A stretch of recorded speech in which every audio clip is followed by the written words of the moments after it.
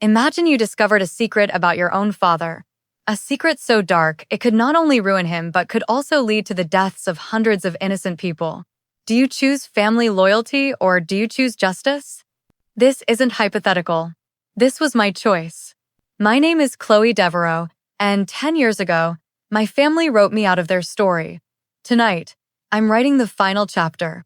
The annual Magnolia Ball in New Orleans is where power and old money dance under crystal chandeliers, and my father, Senator William Devereaux, was the guest of honor. He stood on stage, bathed in golden light, about to accept the Humanitarian of the Year award. And I, the prodigal daughter who had mysteriously returned to the fold, was the one chosen to present it to him. I walked to the podium, my heels clicking on the marble floor, and smiled at my father, a smile that didn't reach my eyes. My father taught me that a man's legacy is built on his actions, not his words. I began, my voice clear and steady. So, instead of my words, I'd like to let his actions speak for themselves. I held my phone to the microphone. A collective hush fell over the ballroom, and then his voice filled the air from a secret recording. The city inspectors are taken care of. His voice boomed, arrogant and unmistakable. A few $1,000s in the right hands, and the Elysian Towers project is golden. No one needs to know about the shortcuts. A collective gasp sucked the air from the room. My father's face contorted from benevolent patriarch to cornered animal. This wasn't just a political scandal. This was the opening act of one of those brutal family revenge stories you can't look away from. They tell you to keep family secrets private, but sometimes the only way to stop a poison from spreading is to expose it to the light. If you've ever felt like you had to scream just to be heard over your own family's lies, do me a small favor and hit that like button. Let the world know that the truth has a voice. That moment of public ruin was a decade in the making. To understand why I would detonate a bomb in the middle of my own family, you need to go back to the day they handed me the fuse. I was 20 years old, a journalism student at Tulane University, full of a naive, passionate belief in justice. For a class project, I started investigating city development plans and stumbled upon something rotten. My father's company, Devereaux Development, was using its political leverage to push through a project that would displace an entire historic, low-income neighborhood in the 7th Ward, all to build a new luxury high-rise. I found the memos, the buyout threats, the evidence of backroom deals. I confronted him in his mahogany-paneled study, not with malice, but with a misguided faith that the man I looked up to would see the error of his ways once presented with the facts. He read my article, his face unreadable. Then he looked at me, not as a father looks at a daughter, but as a risk analyst assesses a threat. "You will kill this story," he said. It wasn't a request. When I refused, his retaliation was swift and surgical. He called the university's dean, a man who sat on his foundation's board. 2 days later, I was accused of plagiarism. They presented fabricated evidence, articles his team had quickly planted online to match my work. I was expelled in disgrace. That night, my father gave me a one-way bus ticket and $500, telling me I was a disappointment he no longer wished to see. And just like that, I wasn't a truth teller. I was the troubled daughter. It's the oldest trick in the book. If you can't silence the message, discredit the messenger. Let me know. Were you ever made the scapegoat? Type truth teller in the comments if you know what it's like to be the problem for simply refusing to lie. Being cast out at 20 with a fabricated scandal tied to your name is supposed to break you. And for a time, it almost did. That bus ticket took me to the windswept streets of Chicago, a city that couldn't have been more different from the languid, jasmine-scented air of New Orleans. My first year was a brutal lesson in survival. I worked a series of soul-crushing, minimum-wage jobs, a third-shift waitress at a 24-hour diner, stocking shelves in a cavernous grocery store, fielding angry calls at a customer service center.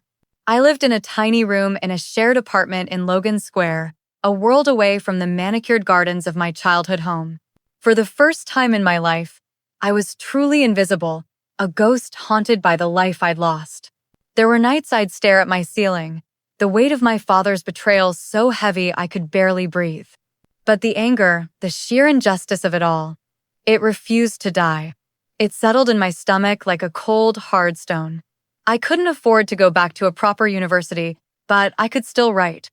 On a beat-up, second-hand laptop, I started an anonymous blog I called The Gumbo File, a private nod to the home I couldn't return to. I spent my nights and weekends digging into local Chicago injustices, corrupt city contracts, landlord scams, zoning variances that reeked of bribery. It was small scale, but the fire was back. Slowly, painstakingly, people started to notice. An expose I wrote was picked up by a local alt weekly. That led to a freelance assignment. I was no longer just surviving. I was investigating. I was honing my skills, sharpening the very weapons my father had tried to beat out of me. He hadn't just exiled me, he had sent me to a forge. A decade passed. 10 years of building a new life, brick by painful brick.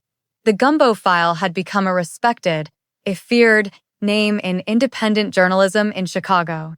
I was Chloe Devereaux, a name I had forged for myself, completely separate from the tainted legacy of my father.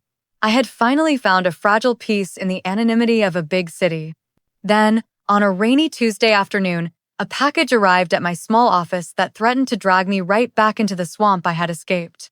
It was a simple courier envelope, the return address from a prestigious law firm in New Orleans' Central Business District. My hands trembled as I opened it.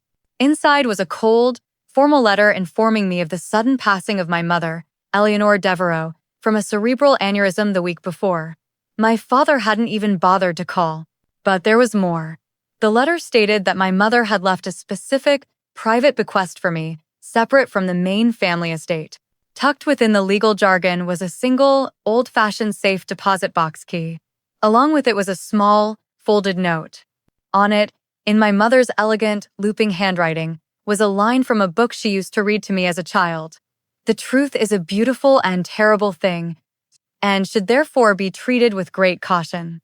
Grief, cold and sharp, pierced through the armor of anger I had worn for 10 years. What was this posthumous message? A final puzzle? An apology? Or another Devereaux family trap? I didn't know, but the key felt heavy in my palm, a summons from beyond the grave.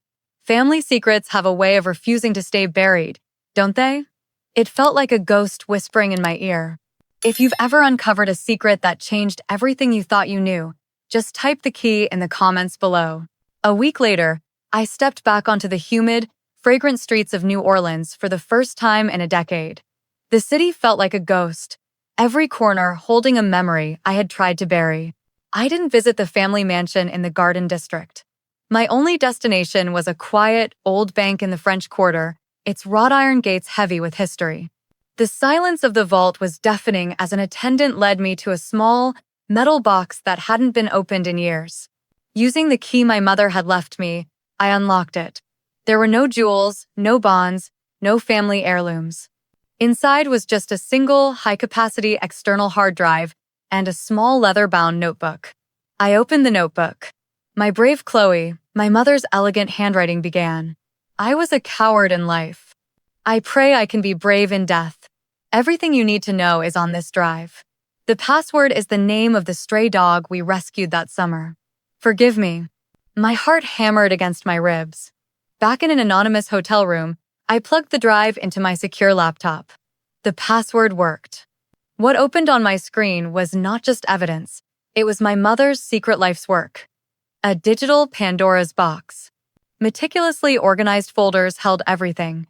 Secretly recorded phone calls of my father discussing bribes with city officials, the original engineering reports for the Elysian Towers warning of catastrophic failure risk due to substandard materials, and a second set of doctored books for the family's charity, showing exactly how it was used to launder money. There was even a video diary, my mother's face pale and strained, whispering her husband's crimes to a hidden camera. It was a complete, irrefutable blueprint of his corruption. This was bigger than my stolen career. This was a conspiracy that put hundreds of lives at risk. Staring at that digital ghost of my mother's conscience, I knew a series of anonymous blog posts from Chicago wouldn't be enough to take down an empire. To dismantle a machine built on decades of corruption, I couldn't just throw stones from a distance. I had to get inside the fortress walls. I had to become a Trojan horse. My plan took shape with a chilling clarity. A week later, I resigned from my freelance contracts and accepted a position as a senior investigative reporter at the New Orleans Times-Picayune, the city's most respected newspaper. My portfolio was strong enough to make it a logical career move. It was the perfect cover. Then came the hardest part of the entire charade. I called my father. I told him our mother's death had put everything into perspective, that life was too short for the anger I'd held onto for so long. I played the part of the prodigal daughter, humbled by time and eager to reconnect. His ego, immense and unshakable, devoured it whole. He saw my return not as a threat, but as his ultimate victory, the rebellious child he had broken, finally crawling back to the fold. He was even proud of my new job, boasting to his friends that my journalistic talent was clearly inherited, never suspecting my only subject was him. My sister, Sophie, wept with genuine joy when she saw me, her relief so palpable it sent a pang of guilt through my calculated resolve. They welcomed me back to Sunday dinners, to charity planning meetings, to their inner circle. They thought they were reclaiming a lost daughter. They had no idea they had just willingly opened the gates and invited the enemy inside. Every polite smile was a lie. Every hug was a reconnaissance mission. The real investigation had begun. My father was the clear target, but it was my sister, Sophie, who became the heartbreaking puzzle I had to solve. On the surface, she was everything I wasn't, the perfect Devereaux daughter who had stayed behind. She was poised, beautiful, and the celebrated chairwoman of the Devereaux Family Foundation, lauded in local magazines for her philanthropic work. I watched her at charity luncheons, effortlessly charming donors out of their money. I saw her flawless life unfold on Instagram. A small, bitter part of me resented her for playing the game and reaping the rewards while I had been fighting for survival in a cold city. But the journalist in me kept watching, and soon, I started to see the cracks in her perfect porcelain life.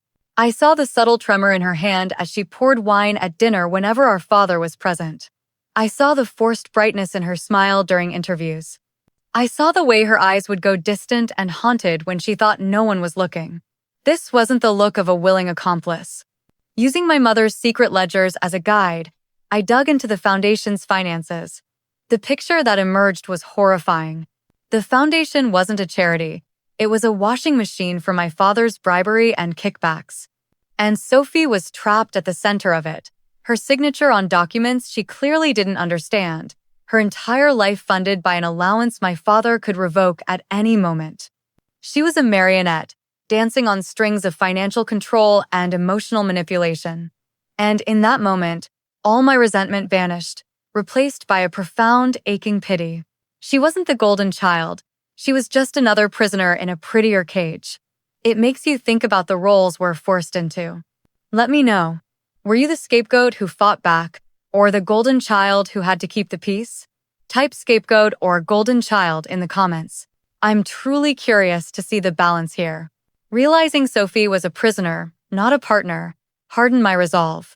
I was no longer just fighting for my own justice, but for her freedom as well. But as I used my press credentials to dig deeper into the construction of the Elysian Towers, my investigation took a horrifying turn.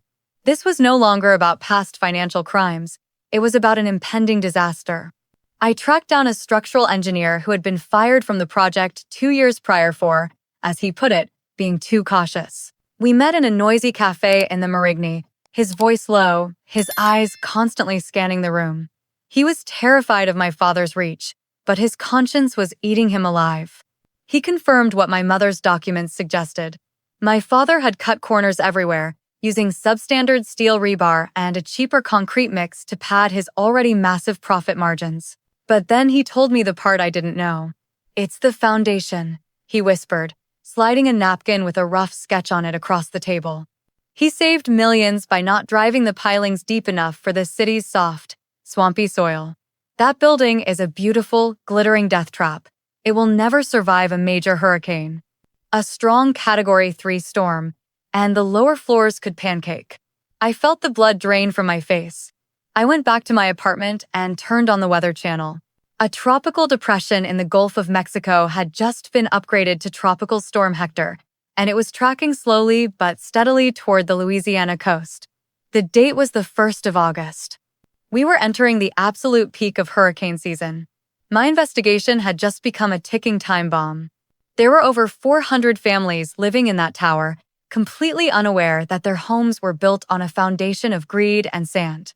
My personal quest for revenge had just slammed into a public safety emergency. The ticking clock of the hurricane season changed the entire game. I couldn't afford to spend weeks building a perfect, slow-burn newspaper exposé. People could die. There was only one person with the insider access to help me move fast enough. Sophie. I didn't call. I went straight to her penthouse in the warehouse district, bypassing the doorman who now recognized me. I found her surrounded by designer gowns, preparing for the upcoming Magnolia Ball.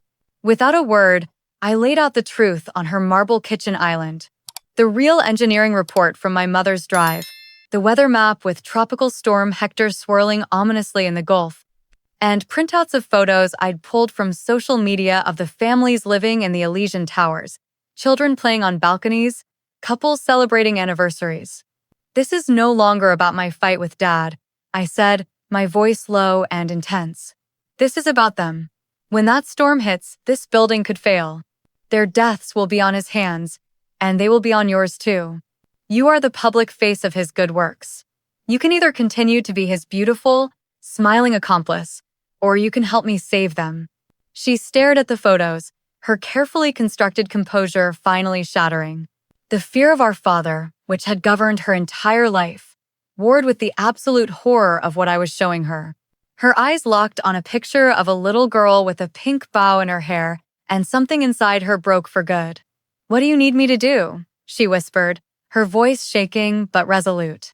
The puppet had just cut her own strings. And in her eyes, I saw not just a sister, but an ally. There's no feeling in the world like knowing you are no longer fighting alone. If you've ever had that moment when someone unexpectedly chose to stand with you, just type Ollie in the comments. Let's celebrate that strength together.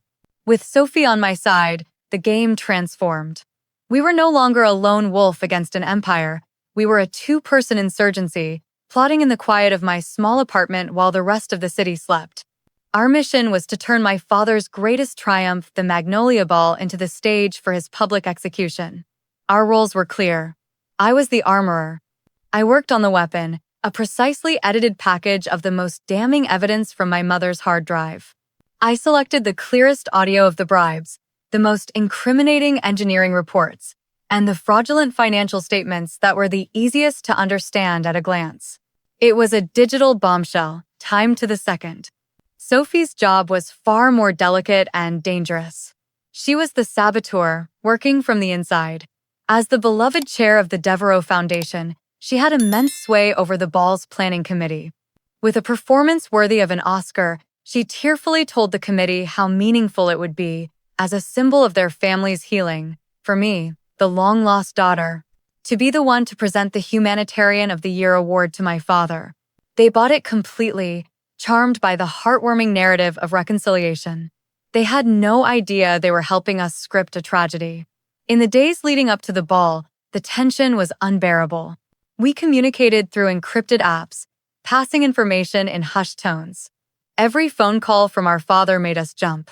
Meanwhile, out in the Gulf, Hurricane Hector was strengthening, its projected path wobbling ever closer to the Louisiana coast. We weren't just racing against my father's suspicions, we were racing against the weather. The stage was set, the trap was laid, and a storm was coming, both literally and figuratively. The night of the Magnolia Ball arrived with an oppressive humidity that mirrored the tension in the air. Hurricane Hector was now a formidable Category 2 storm churning in the Gulf, a fitting backdrop for the storm we were about to unleash inside the city's most prestigious ballroom. As the program began, I sat at a table in the back, my heart pounding a steady, furious rhythm against my ribs. Finally, the moment came. Sophie, from the head table, gave me the tiniest, almost imperceptible nod. My father beamed from the stage as I was announced, basking in the applause. He thought this was his coronation, the celebration of his power, capped off by the heartwarming return of his daughter. He had no idea it was his execution. I reached the podium, the silence in the room absolute. "My father, Senator William Devereaux," I started, my voice ringing with a false sincerity that made his smile widen. believes that a man's greatest legacy is what he builds. And then I played the recording from my phone. His smug laugh echoed through the hall before he spoke the words that sealed his fate. As the audio played, the grand screens behind him came to life. Not with a tribute video, but with the engineer's stark warnings, the fraudulent bank statements, and a terrifying satellite map showing Hurricane Hector's path aimed like an arrow at a red-marked Elysian Towers, stamped with the words, "Catastrophic structural failure imminent." My pre-recorded video message played last, explaining that not only was my father a fraud, but he had knowingly endangered hundreds of lives, and that the complete, unredacted evidence package had just been delivered to the FBI and every major news outlet in the country. Chaos erupted. People were shouting, their phones held high, recording his downfall. Security guards rushed the stage, but all I saw was my father's face, a hollow mask of horror, as his perfect world shattered into a million pieces on live television. The Magnolia Ball became legendary in New Orleans, not for its glamour, but as the night a dynasty died on a public stage. In the frantic days that followed, as Hurricane Hector churned in the Gulf, the city declared a state of emergency and evacuated all 400 families from the Elysian Towers just before the storm made landfall. My father was arrested, his political career and real estate empire turning to dust in a single, catastrophic evening. But his downfall was never the end goal. It was the necessary demolition before we could start to build something new. My sister and I, once on opposite sides of a silent family war, were now united with a singular purpose. Using the small, clean inheritance our mother had left us, we started a new foundation, the Devereaux Truth Project. Its mission is twofold: to provide permanent housing and legal aid to the families our father displaced and endangered, and to fund the kind of fearless, independent journalism that holds power accountable. We are cleaning the stain of our family name, not by hiding from it, but by using what resources we have to atone for the damage done. This journey started as one of the darkest family revenge stories imaginable, but it ended with a lesson I will carry forever. A real legacy isn't built with steel and concrete, it's built with courage and truth. You can't choose the family you are born into, but you can absolutely choose what you do with its legacy. Thank you for following my story. It wasn't just about tearing down a corrupt man. It was about two sisters building something better from the ruins. If you believe that truth is the only foundation worth building on, and that we all have the power to write our own ending, then I invite you to subscribe. Join a community that knows true strength isn't about bloodlines, but about the bonds we forge in courage.